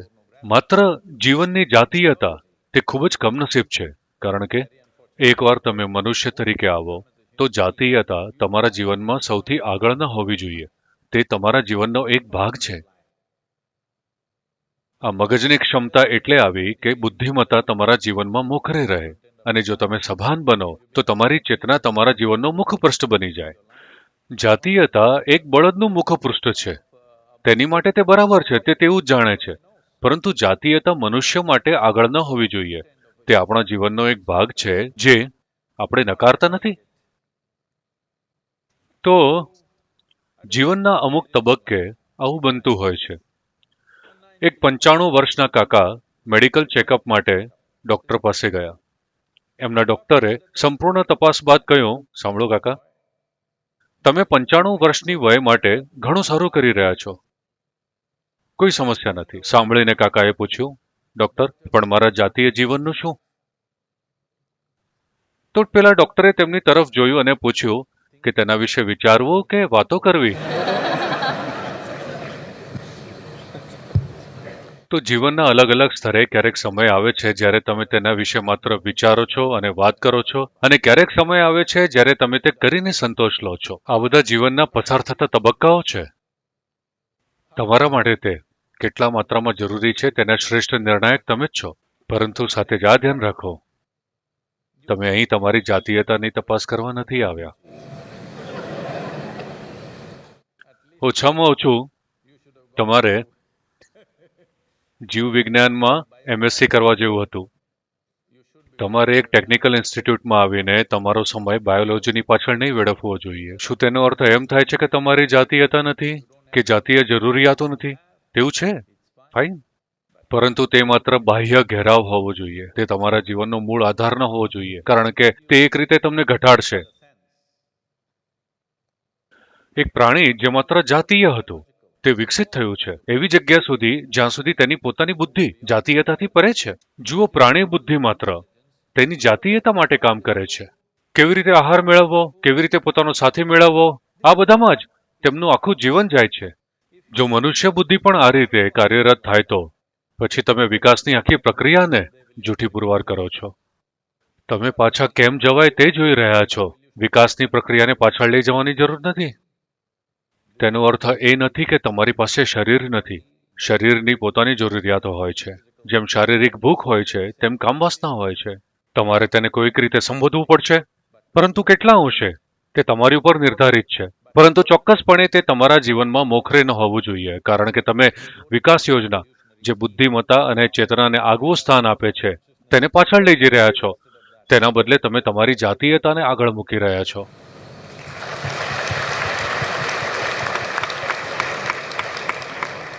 માણસનું વીર્ય શારીરિક, માનસિક અને આધ્યાત્મિક સુખકારી માટે કેટલું મહત્વપૂર્ણ છે?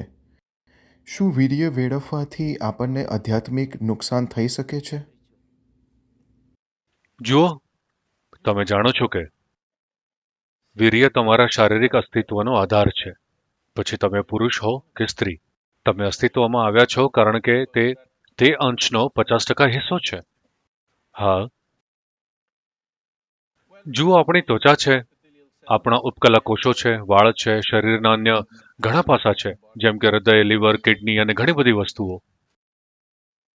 આ બધા કોષો તેમની પોતાની રીતે અમુક શક્તિ ધરાવે જ છે, પરંતુ વીર્યમાં અસાધારણ શક્તિ રહેલી છે. તે એક સંપૂર્ણ નવું જીવન સર્જી શકે છે. જુઓ, આજે તમે ચામડીના એક કોષને લઈને તેની સાથે પ્રયોગશાળામાં ઘણી વસ્તુ કરી શકો છો અને કદાચ અમે તમને ક્લોન પણ કરી શકીએ, બરાબર? તેથી શક્યતા અહીં પણ છે, પરંતુ તેમાં એટલી ગતિશીલતા નથી જેટલી તે કોષમાં છે જેને તમે વીર્ય તરીકે ઓળખો છો. તો યોગ સંસ્કૃતિમાં તેને વીર્ય કહેવામાં આવે છે. વીર્યની ઓળખ, જેને તમે વજ્ર કહો છો, તે રીતે પણ થાય છે, અર્થાત સ્થિરતા અથવા હીરો, જે સૌથી સખત વસ્તુ છે.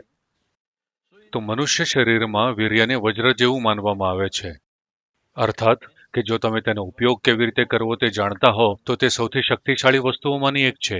જુઓ, કેવી રીતેનો અર્થ એ છે કે તમે તેનાથી એક બાળક પેદા કરી શકો છો. તે એક રીત છે. જુઓ, આ પ્રશ્ન આવી રહ્યો છે કારણ કે તમે તેનો ઉપયોગ JNUની ચાદરો પર ઢોળવામાં કરી રહ્યા છો, બરાબર ને? તે રીતે જો તમે તેનો ઉપયોગ કરશો તો તે તમારી મજબૂરી છે. તમે જે કંઈ કરી રહ્યા છો તે કરશો. અને આ એવી વસ્તુ નથી જેને નૈતિક રીતે જોવામાં આવે. તે મુદ્દો નથી. તે સવાલ કોઈકના મજબૂરીનું સ્તર શું છે તે વિશે છે. પરંતુ શું શરીરમાંની કોઈ પણ વસ્તુનું રૂપાંતરણ કાર્યના વિવિધ સ્તરે થઈ શકે? જરૂર થઈ શકે. માત્ર વીર્ય જ નહીં, પરંતુ શરીરમાં રહેલી દરેક વસ્તુનું પરિવર્તન થઈ શકે છે. જુઓ, ધારો કે મેં તમને બધાને સૂપ બનાવવાની સામગ્રી આપી છે. બધાને સૂપ બનાવવાની એક સરખી સામગ્રી આપેલી હોય, તો શું તમે માનો છો કે તમે બધા એક સરખો સૂપ બનાવશો? ના, તમે બધા સૂપની 500 અલગ જાતો ઉત્પન્ન કરશો. એક સરખી સામગ્રી હોવા છતાં હાલમાં આપણી સાથે આવું જ કંઈક બન્યું છે. આપણે બધા મૂળભૂત રીતે એક સરખી સામગ્રી હોવા છતાં એકબીજાથી કેટલા અલગ છીએ? અલગ અલગ સૂપ. જો હું તમને સૂપ બનાવવાની સામગ્રી આપું તો ક્યાં તો તમે સરસ સૂપ બનાવશો, કાં તો ખરાબ સૂપ બનાવશો. તમારી આવડત શું છે તેની પર નિર્ભર થાય છે, ખરું ને? તો આ વાત દરેક વસ્તુ માટે લાગુ થાય છે, માત્ર વીર્યની જ નહીં. તમે તમારા શરીર અને તમારા મનના દરેક પરિમાણનું પરિવર્તન કોઈ જબરજસ્ત વસ્તુ અથવા કોઈ સામાન્ય વસ્તુ અથવા તેને ગંભીર સમસ્યામાં કરી શકો છો. તમારા જીવનના દરેક પાસાને તે જીવનના આ પાસા માટે પણ લાગુ પડે છે. આ જ ઉર્જા.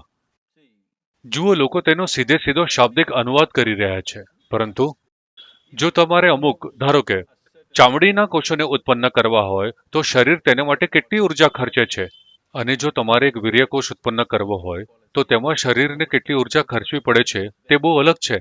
આ વૈજ્ઞાનિક રીતે સ્થાપિત કરી શકાય છે. તો જ્યારે તમે તેમાં ખૂબ ઉર્જા રોકી હોય, દેખીતી રીતે તેમાં એક શક્તિ રહેલી છે, જો તમને જાણ હોય કે તે કઈ રીતે શોધી શકાય.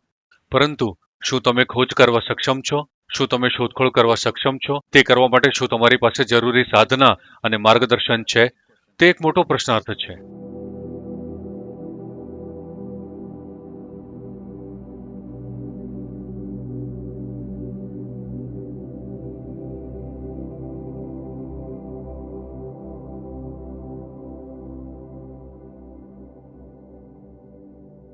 નમસ્કારમ સદગુરુ.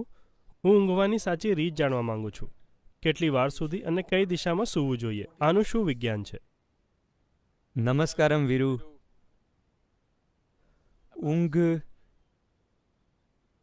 ઊંઘ એક આરામની અવસ્થા છે.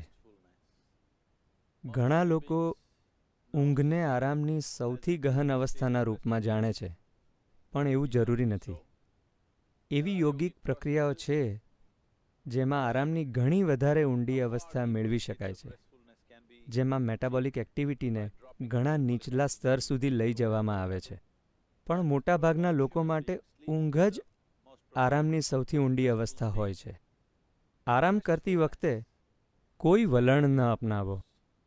આરામની સૌથી સારી અવસ્થામાં તમે ત્યારે હો છો જ્યારે તમે નિશ્ચિંત હો છો. તો જ્યારે ઊંઘની વાત આવે છે તો એ ન વિચારો કે કયા આસનમાં અને કેવી રીતે સૂવું છે.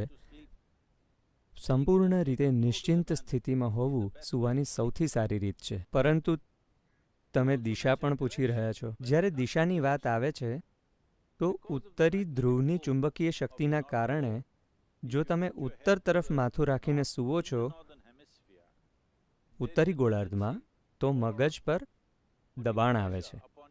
આપણે એને અનુભવથી જાણીએ છીએ, પણ આના વિશે અભ્યાસ કરીને પણ જાણવામાં આવ્યું છે કે મગજ તરફ લોહીનો એક કુદરતી પ્રવાહ હોય છે જો તમે ઉત્તરી ગોળાર્ધમાં ઉત્તર તરફ માથું રાખીને સૂવો છો. જેમ કે તમે જાણો છો કે જ્યારે તમને એનિમિયા થાય છે તો ડૉક્ટર તમને આયનની ગોળીઓ આપે છે. તો જો તમારા લોહીમાં આટલું આયન છે તો ચુંબકીય શક્તિ કુદરતી રીતે એને ખેંચશે અને સાથે સાથે પૃથ્વીનું પરિભ્રમણ પણ એના પર અસર કરશે. તો શ્રેષ્ઠ રહેશે કે ખાસ કરીને વૃદ્ધ લોકો પોતાનું માથું ઉત્તર બાજુ રાખીને ન સૂવે, કારણ કે એનાથી દબાણ વધે છે. વૃદ્ધોમાં આ જરૂરતથી વધારે દબાણ હેમરેજનું કારણ પણ બની શકે છે. તેનાથી પણ વધુ આના કારણે સારી ઊંઘ નથી આવતી. તો સારું રહેશે કે તમે ઉત્તરી ગોળાર્ધમાં પોતાનું માથું ઉત્તર તરફ ન રાખો. પણ જો કે ઊંઘ માટે કોઈ પ્રકારનું વલણ રાખવાની જ જરૂર નથી. ઊંઘ સંપૂર્ણ નિશ્ચિંતતામાં થવી જોઈએ. આ જ આરામની અવસ્થામાં હોવાની સૌથી સારી રીત છે. ફક્ત ઊંઘ વખતે જ નહીં, પણ તમે કંઈક પણ કરતી વખતે નિશ્ચિંતતાની સ્થિતિમાં છો તો તમે જોશો કે તમારું કામ જ તમને આરામ આપે છે અને ઊંઘની જરૂરત ઘણી ઓછી થઈ જશે. આનો કોઈ ચોક્કસ નિર્દેશ નથી કે તમારે કેટલી વાર સુધી ઊંઘવું જોઈએ. શરીરને એ નક્કી કરવા દો કે તમારે કેટલી વાર સુધી ઊંઘવું જોઈએ. આ સૌથી ઉત્તમ રીત છે. પણ જો તમે તમારા ભોજન, તમારા મનોભાવ અને તમારી ભાવનાઓનું ધ્યાન રાખો છો તો તમે જોશો કે ઊંઘની માત્રા ઘણી ઓછી થઈ જશે. જો તમે યોગાભ્યાસ કરશો તો તમે ઊંઘની માત્રા હજી પણ ઓછી કરી શકો છો, જેથી તમારી પાસે જીવવા માટે વધારે સમય રહેશે.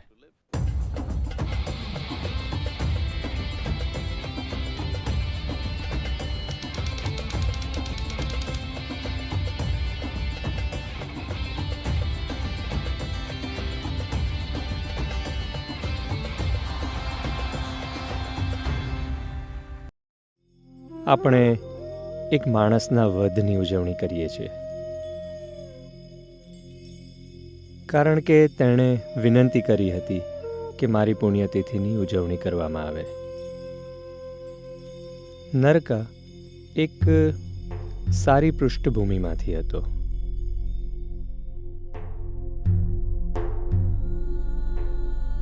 માનવામાં આવે છે કે નરકા એ વિષ્ણુનો દીકરો હતો, પણ ભગવાન વિષ્ણુના વરાહ અવતાર વખતે નરકાનો જન્મ થયો હતો. નરકાની અમુક ખાસિયત હતી. વધુમાં તેણે અમુક ચોક્કસ મિત્ર પણ બનાવ્યા હતા. તેનો એક ખાસ મિત્ર હતો મુરા, જે આગળ જઈને તેમનો સેનાપતિ બન્યો.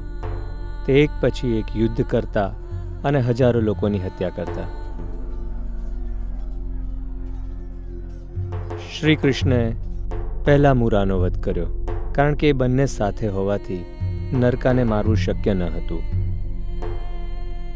આથી જ શ્રી કૃષ્ણનું એક નામ મુરારી છે, કારણ કે એમણે મુરાનો વધ કર્યો હતો. દંતકથા પ્રમાણે એવું માનવામાં આવે છે કે મુરા પાસે જાદુઈ શક્તિઓ હતી અને તે લડાઈ દરમિયાન તેનો ઉપયોગ કરતો. તેના કારણે કોઈ તેની સામે ટકી ન શકતું. જ્યારે મુરાનો વધ થયો ત્યારે નરકાની શક્તિ પણ હીન થઈ ગઈ. તો ઘણા ખરા લોકો સાથે આવું જ બને છે. મૃત્યુના સમયે તેમને તેમની મર્યાદાઓ સમજાય છે. જો તેમને અત્યારે સમજાય તો જીવન સુધારી શકાય. પરંતુ મોટાભાગના લોકો છેલ્લી ક્ષણની રાહ જુએ છે. નરકા પણ તેમાંનો જ એક હતો. તેણે પોતાનું સંપૂર્ણ જીવન દુષ્કૃત્યોમાં વિતાવ્યું. મૃત્યુ સમયે જીવનના અંતિમ ક્ષણે તેણે કહ્યું, તમે આજે મારો વધ કરી રહ્યા છો. તમે મારો નહીં પણ મારા દ્વારા કરાયેલા દુષ્કર્મોનો વધ કરી રહ્યા છો. માટે આની ઉજવણી થવી જોઈએ.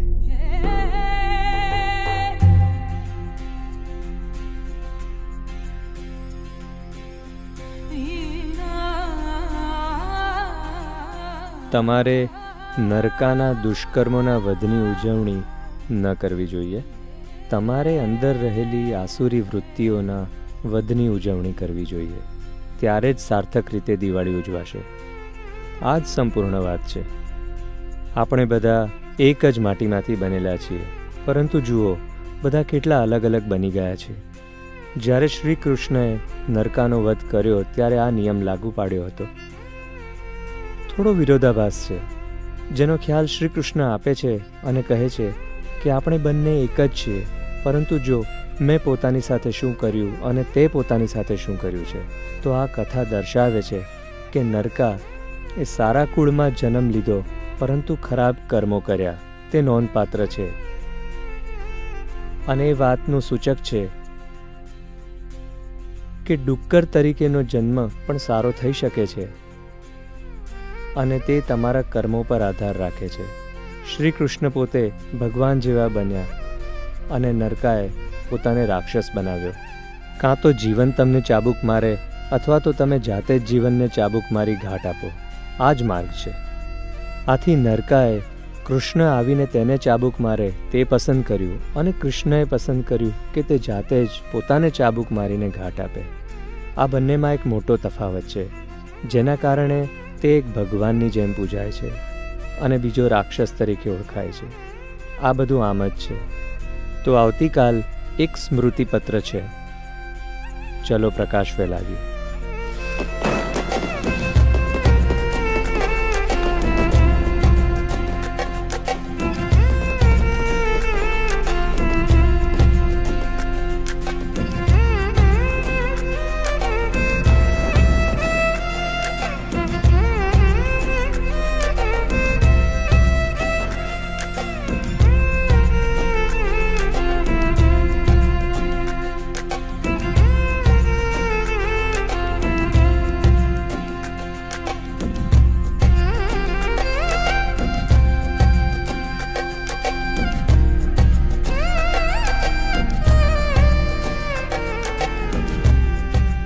હું કોયમ્બતુરમાં રહેતા એક પરિવારના ઘરે ગયો. ભારતીય પરંપરાનો તે એક ભાગ છે કે જ્યારે કોઈ ઘરે આવે ત્યારે હંમેશા પાણીનો ગ્લાસ આપીને તેમને આવકાર આપવામાં આવે છે. હંમેશા. તો આ મહિલા ટ્રે પર પાણીનો ગ્લાસ ધરીને આવી. મેં તેની સામે જોયું. મને તે સ્ત્રી કાલી જેવી લાગી. તમે કાલી વિશે સાંભળ્યું હશે. તમે બધાએ બિન ભારતીય લોકો, તમે કાલી વિશે સાંભળ્યું છે? કાલી એ દેવીનું રૌદ્ર સ્વરૂપ છે. જીભ બહાર લટકતી હોય અને બધેથી રક્ત ટપકતું હોય. તો મેં કહ્યું, આજે મને તમે કાલી જેવા લાગો છો. મારે આ પાણી નથી પીવું. હવે જે ક્ષણે તમે કહો કે મારે પાણી નથી પીવું, આ વાત તમારે સમજવી જોઈએ. તમે દક્ષિણ ભારતીય ઘરમાં જાઓ અને તમને પાણી અપાય તો ના ન કહેશો. તમે પી લો. સમજ્યા? જો તમે ના કહેશો તો તેમનું મન દુભાશે. તેમને લાગશે કે તમે તેમના ઘરનું પાણી પીવાનો ઇનકાર કરી રહ્યા છો. તો હવે હું જાણતો હતો કે હવે એક અન્ય પ્રકારનું નાટક શરૂ થશે. પછી મેં કીધું, ઠીક છે, પહેલા તમે ઘૂંટડો ભરો. તેને ઘૂંટ ભરીને અર્થાત તેને લાગ્યું કે હું તેનો ફૂડ ટેસ્ટર તરીકે ઉપયોગ કરી રહ્યો છું. અને પછી તેણે મને કહ્યું, પાણી એકદમ બરાબર છે. આમ કહેવાનો તેનો અર્થ એ હતો કે મેં તેમાં ઝેર નથી નાખ્યું. મેં કહ્યું, તમારે એમાં ઝેર નાખવાની જરૂર જ નથી. તમે જેવા છો તે જ પૂરતું છે. મને તે આપો. તેણે મને પાણી આપ્યું. મેં 1 મિનિટ માટે પાણીના ગ્લાસને મારા હાથમાં રાખ્યો અને પછી તેને પાછો આપતા કહ્યું, હવે પીઓ. તેણે પાણી પીધું. તેની આંખોમાં આંસુ આવી ગયા અને જોરથી રડવા લાગ્યા. આમાં મીઠાશ છે, આ મીઠું છે. તે રડતી હતી. મેં કીધું, બસ આ જ છે. જીવનમાં આ જ મહત્વપૂર્ણ છે. તમે કાં તો તેને મીઠાશથી ભરી શકો છો અથવા તેને ઝેરયુક્ત કરી શકો છો. તે તમારા ઉપર છે. આ જ અગત્યનું છે. તો ભારતમાં આપણે પાણી વિશે ઘણી બધી રીતે જાણકારી ધરાવીએ છીએ. તીર્થ, દરેક મંદિરમાં એક તીર્થ હોય છે, કારણ કે પાણી સ્મૃતિ અને બુદ્ધિ ચાતુર્યની ક્ષમતા ધરાવે છે. વર્તમાન સમયમાં આ અંગે ઘણું સંશોધન થયું છે. પાણીનો પ્રત્યેક અણુ, પાણીના અણુઓ જે એકત્રિત થઈને પાણીના કોષ, જીવદ્રવ્ય રચે છે, તે ચીજ વસ્તુઓને યાદ રાખવાની અસાધારણ ક્ષમતા ધરાવે છે. જળની આસપાસ જે ઘટના બને છે તેને તે યાદ રાખે છે. તે જેના પણ સંપર્કમાં આવે છે તેને યાદ રાખે છે. તે જીવંત છે. તે જીવંત છે અને બુદ્ધિશાળી છે. જળનું વર્તન અદ્દલ માનવીના મજ્જાતંત્રની જેવું છે, તેની માફક જ વર્તે છે. જો તમે આ પાણી લો અને ચોક્કસ સંવેદના સાથે તેની તરફ જુઓ તો તેની અણુરચના તરત જ બદલાવા માંડશે. જો તમે જુદા પ્રકારના મનોભાવ સાથે તેને જોશો તો તે કંઈક અલગ પરિવર્તન પામશે. આજે પણ જો તમે પરંપરાગત દક્ષિણ ભારતીય ઘરોમાં જશો તો જોશો કે જળને દેવની માફક રાખવામાં આવે છે. વિભૂતિ, તેની પર પવિત્ર ભસ્મ ચોપડવામાં આવે છે અને રોજ યોગ્ય પૂજા અર્ચના કરવામાં આવે છે. પાણી પીતા પહેલા તેની પૂજા કરવામાં આવે છે, કારણ કે આપણી સભાનતા કહે છે કે પાણી સ્મૃતિ ધરાવે છે. યોગ્ય સ્મૃતિ યોગ્ય ચીજો કરશે અને અયોગ્ય સ્મૃતિ અયોગ્ય ચીજો કરશે.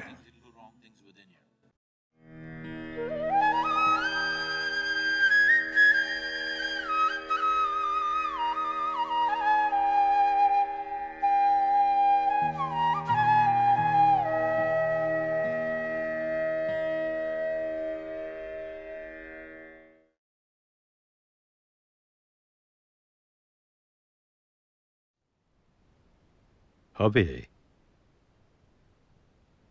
આ બધાનો સાર એ જ છે કે સૌથી પહેલાં એ સમજવું પડશે કે અસ્તિત્વની પ્રકૃતિ શું છે. તમે ઈચ્છો તો એને જોઈ શકો છો. કાં તો તમે પરમાણુને જોઈ શકો છો, કાં તો તમે બ્રહ્માંડને જોઈ શકો છો. જો તમે બ્રહ્માંડને જોવા ઈચ્છો છો તો તે બહુ જટિલ છે. એ મુશ્કેલ થશે, કેમ કે તમારી પાસે ગેલેરી સીટ નથી. સમજ્યા? આ સ્ટેડિયમ જેવું નથી કે તમે કોઈ જગ્યાએ બેસીને સમસ્ત બ્રહ્માંડને જોઈ શકો. બહુ મુશ્કેલ છે. તમે તેને માત્ર ટુકડાઓમાં જોઈ શકો છો. જો તમે એક પરમાણુને જોવા ઈચ્છો, કોઈએ પણ પરમાણુને જોયો નથી. શું તમે જાણો છો? શું તમને ખબર છે? એક સુપર ઇલેક્ટ્રોન માઇક્રોસ્કોપથી પણ તમે એક પરમાણુને નથી જોઈ શકતા. આપણે તેની ગતિવિધિઓનું અવલોકન કર્યું છે, પણ આપણે ક્યારેય પરમાણુ નથી જોયો. પણ આપણે તેને તોડી ચૂક્યા છીએ. આપણે એ વસ્તુઓને પણ તોડી શકીએ છીએ જેને આપણે જોઈ નથી શકતા.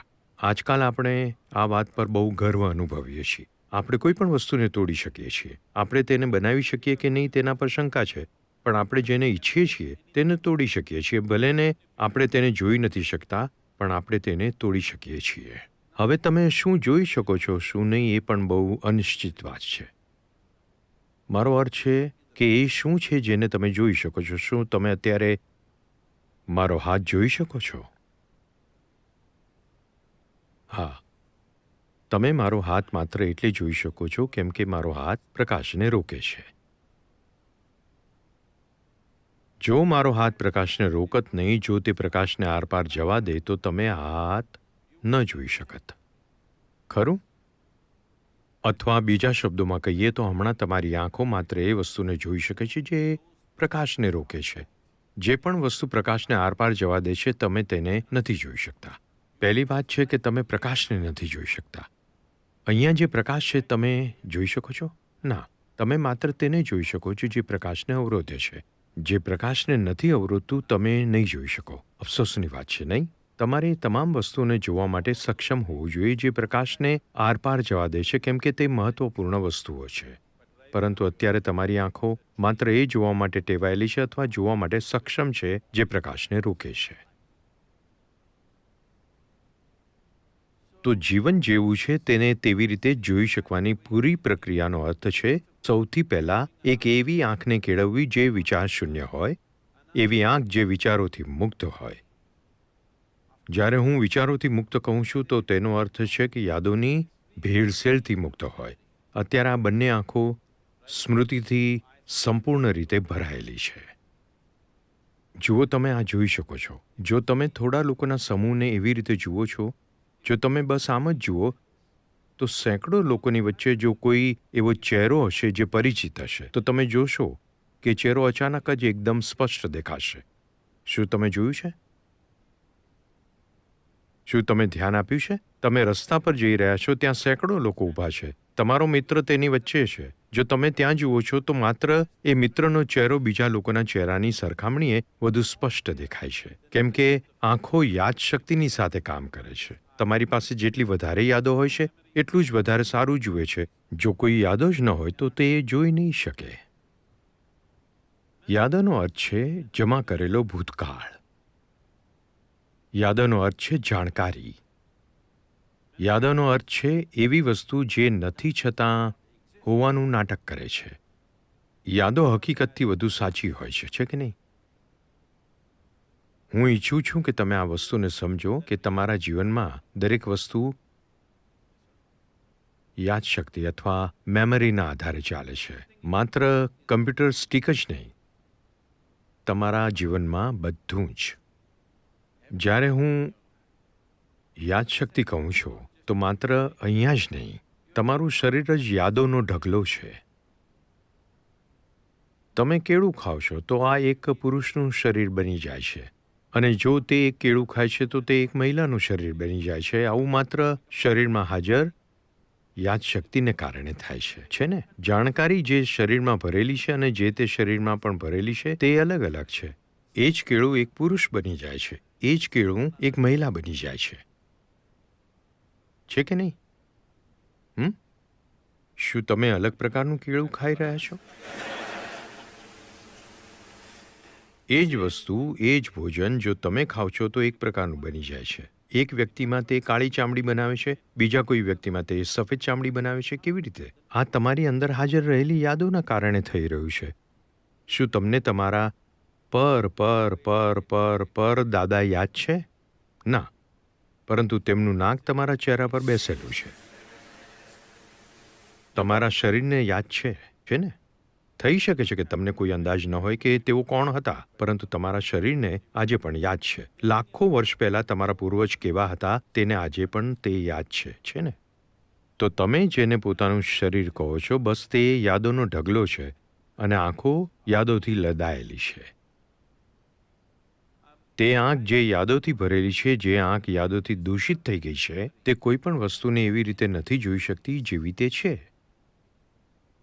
એ વસ્તુઓને એવી રીતે જોશે જેવું તેના માટે સુવિધાજનક હોય, કેમ કે સોફ્ટવેર અંદરથી કામ કરી રહ્યું છે. આ તમને કોઈ વસ્તુને એવી રીતે નહીં જોવા દે જેવું તે છે. તેને જ આપણે પારંપરિક રીતે કર્મ કહીએ છીએ. આ તમારા શરીરમાં છે, આ તમારી ઉર્જાઓમાં છે, તમારા શરીરમાં થતી રાસાયણિક પ્રક્રિયાઓમાં પણ છે, આ તમારા મસ્તિષ્કમાં છે, આ તમારા મનમાં છે, આ દરેક જગ્યાએ છે. તમારી જે ભૌતિક ઉર્જા છે તેમાં પણ યાદશક્તિ હોય છે, કેમ કે તમે જોશો કે એક વ્યક્તિની ઉર્જાનું વર્તન બીજી વ્યક્તિની ઉર્જાઓથી અલગ હોય છે. આવું તમારી યાદોના પ્રકારને કારણે થાય છે. તમે તેનાથી છુટકારો મેળવવા ઈચ્છો છો તો આ એક લાંબી પ્રક્રિયા છે. જો તમે તેનાથી છૂટી જાઓ છો તો વ્યક્તિત્વ અને શરીર વિઘટિત થશે. બીજી રીત એ છે કે તેનાથી એક અંતર બનાવી લેવું, એને બસ થોડું દૂર રાખો. જ્યારે તમે તેની સાથે રમવા ઈચ્છો, તમે રમો. જ્યારે તમે તેને સ્વિચ ઓફ કરવા ઈચ્છો, ત્યારે સ્વિચ ઓફ કરવું તમારા માટે સંભવ હોવું જોઈએ. તો તેના માટે એક બહારી દ્રષ્ટિકોણની જરૂર હોય છે. અત્યારે તમારા કાન યાદોથી ભરાયેલા છે, તમારી આંખો યાદોથી ભરાયેલી છે, તમારી જીભ યાદોથી ભરાયેલી છે. કેમ? જો તમારો જન્મ કર્ણાટકમાં થયો હોય અને તમે ઉત્તર ભારતમાં જાઓ તો તમને ભોજનનો સ્વાદ સારો નથી લાગતો, કેમ કે તમારી જીભ યાદોથી ભરાયેલી છે કે નહીં? આવી મુશ્કેલી અનુભવી છે કે નહીં? તમે ઉત્તર ભારત ગયા અને તેમણે કહ્યું કે આલુ ભાજી, આલુ મટર, આલુ પાલક, આલુ પરાઠા, આલુ તેઓ કહેતા રહે છે અને તમે ત્યાં રહી નથી શકતા. કેમ કે તમારી જીભ યાદોથી ભરાયેલી છે. તેને ફરી એ જ વસ્તુઓ જોઈએ છે, નહીંતર તેને મુશ્કેલી પડશે. તો યાદોથી લદાયેલા હોવાનો અર્થ છે ભૂતકાળનું આવરણ. તમને જકડી રાખે છે. તે તમને વર્તમાનમાં આવવા જ નહીં દે. ભૂતકાળ તમને બાંધી રાખે છે અને તમે એવું થવા દો છો કેમ કે તેમાં સુરક્ષાનો અહેસાસ થાય છે. તો આ એક આવરણ બનાવી લે છે. તેમાં સુરક્ષા છે. તે સુરક્ષામાં જેલ પણ છે. જો અમે તમને લોકરમાં બંધ કરી દઈએ તો તમે સાચે જ સુરક્ષિત રહેશો, છે ને? પરંતુ સમસ્યા એ છે કે તમે બહાર નહીં આવી શકો, અને આ જ તો સમસ્યા છે. તમે જે દિવાલોને પોતાની સુરક્ષા માટે ઊભી કરી છે તે જ તમને કેદ કરનાર દિવાલો પણ બની ગઈ છે. આ જીવનની પ્રકૃતિ છે. જો તમે પોતાને અંદરથી કે બહારથી બંધ કરી લો છો તે એક જ વાત છે. જ્યાં સુધી તમે દરવાજો નથી ખોલતા એનાથી શું ફરક પડે છે કે કોઈએ તમને બહારથી બંધ કર્યા છે કે તમે પોતાને અંદરથી બંધ કરી લીધા છે? એમ પણ તમે કેદી જ છો, છે ને? ઓછામાં ઓછું જો કોઈ તમને બહારથી બંધ કરે છે તો તમે ફરિયાદ તો કરી શકો છો અથવા ચીસ પાડી શકો છો. તમે પોતાને અંદરથી બંધ કરી લીધા છે તો તમે માત્ર ઉદાસ થઈ શકો છો. તમે ચીસ પણ પાડી નહીં શકો. તમે કોના પર ચીસ પાડશો? તો આપણે આ જ પ્રક્રિયા પર ધ્યાન આપીએ છીએ. The memory imprints itself on all levels. યાદશક્તિ દરેક સ્તર પર પોતાની છાપ છોડે છે, ત્યાં સુધી કે તત્વોના સ્તર પર પણ. 5 તત્વો જે અહીં કામ કરે છે તેની તરત પછી જ યાદશક્તિનું કામ શરૂ થઈ જાય છે. તો જ્યારે આપણે કર્મ શબ્દ બોલીએ છીએ તો આ કોઈ સાધારણ ફોર્મ્યુલા નથી, અથવા લોકો કર્મના સિદ્ધાંતની વાત કરે છે. આપણે કોઈ સિદ્ધાંતની વાત નથી કરી રહ્યા. આપણે એક પ્રકારની વાસ્તવિકતાની વાત કરીએ છીએ. કર્મનો અર્થ છે યાદશક્તિ. કાર્ય અને યાદશક્તિ. પાછલું કાર્ય માત્ર યાદોના સ્વરૂપે હાજર હોય છે કે નહીં? હા, યાદશક્તિ માત્ર અહીં નહીં, શરીરના દરેક કોશિકાઓની પોતાની યાદશક્તિ હોય છે. કેમ કે એક પરમાણુનું વર્તન બીજા પરમાણુથી અલગ કેવી રીતે હોય છે જ્યારે બંનેના ઘટક તત્વો એક જ છે? તે એટલા માટે કેમ કે તેમની યાદશક્તિ હોય છે. હાઇડ્રોજનના પરમાણુ પાસે એક પ્રકારની યાદો હોય છે, ઓક્સિજનના પરમાણુ પાસે બીજા પ્રકારની યાદો હોય છે. જ્યાં સુધી તમે તે બંનેને એકબીજામાં નથી ભેળવતા તે જ પ્રમાણે વર્તન કરતા રહેશે. આ એક નાના સ્વરૂપમાં થાય છે. તમે થોડા મોટા સ્વરૂપમાં છો, બ્રહ્માંડમાં ખૂબ જ મોટા સ્વરૂપમાં, પરંતુ ત્યાં પણ તે જ યાદશક્તિ વધુ ચલાવે છે. તો જ્યારે આપણે કર્મની વાત કરીએ છીએ ત્યારે આપણે કોઈ કોન્સેપ્ટ કે ફિલોસોફીની વાત નથી કરતા. આપણે એક વાસ્તવિકતાની વાત કરીએ છીએ જે તમારા રૂપમાં અભિવ્યક્ત થઈ છે. તમારા શરીરની બનાવટ જ યાદશક્તિના કારણે છે. જો કોઈ પક્ષી કેરી ખાય છે તો એ પક્ષી બની જાય છે. જો કોઈ કીટક કેરી ખાય છે તો એ કીટક બની જાય છે. જો તમે કેરી ખાઓ છો તો એ એક મનુષ્ય બની જાય છે. એ જ કેરી પણ કેટલી અલગ અલગ રીતે કામ કરે છે આ તેના પર નિર્ભર કરે છે કે તેને કેવી યાદશક્તિમાં નાખવામાં આવી છે ને? તમે જેને બીજ કહો છો, જો તમે એ બીજને વાવો છો, જો તમે એ જ બીજને કોઈ માટીમાં વાવો છો, અહીં તમે કેરીનો છોડ લગાવો છો, અહીં તમે સફરજનનો છોડ લગાવો છો એ જ માટીમાં, એ તો માત્ર કેરી ઉત્પન્ન કરશે, એ માત્ર સફરજન પેદા કરશે. હું જાણું છું. વર્તમાનપત્રમાં એક ફોટો આવ્યો છે જેમાં એક ફણસ કેળું બની ગયું છે, તે અલગ વાત છે. હા, તમે જોયું હતું? તમે બધા બેંગ્લોરથી છો કે દેવનહલ્લીથી?